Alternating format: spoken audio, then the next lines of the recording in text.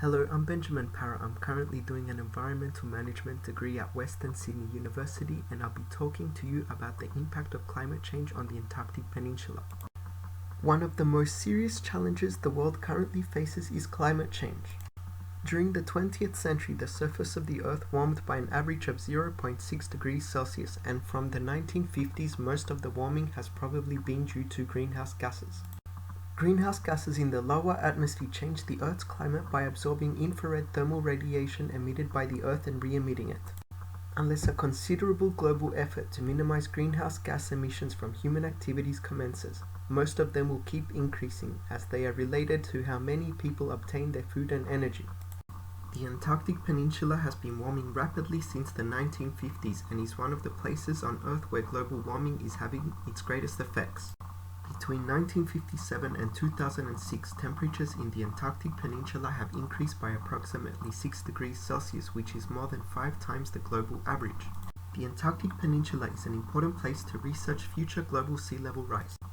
Warming of the Antarctic Peninsula is linked to changes in the duration and amount of sea ice, snow cover, glaciers retreating, and increases in oceanic heat content over the Antarctic Peninsula ice shelves. In the West Antarctic Peninsula, the ice season is almost 90 days shorter. 87% of glaciers are retreating. Sea ice older than 1 year no longer exists, and these changes are increasing in speed. Penguins are sensitive to climate change and have for a long time been regarded as good indicators of environmental change. Changes in sea ice will probably have a great impact on ocean circulation and are believed to directly affect the penguins in the Antarctic Peninsula. The chinstrap penguin is a species of penguin that lives in the Antarctic Peninsula. Chinstrap penguin numbers have been declining throughout the South Shetlands. Deception Island is a volcanic island located in the South Shetlands and is home to the largest colony of chinstrap penguins in Antarctica. Chinstrap penguins at Bailey Head, located on the eastern shore of Deception Island, had decreased by at least 50% from 1987 to 2011.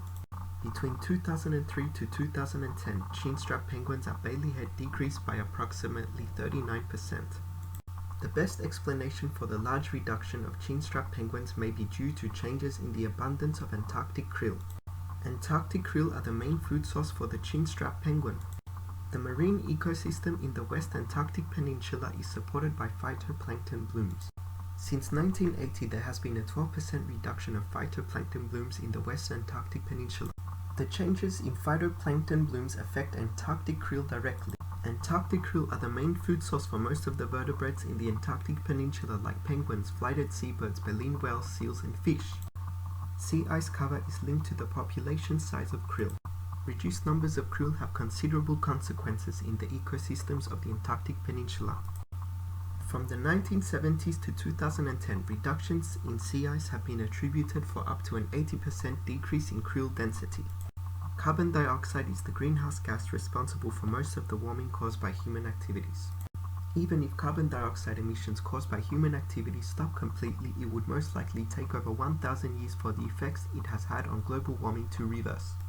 To attain a continued balance in future radiative forcing from long-lived greenhouse gases, it is necessary to considerably decrease carbon dioxide emissions.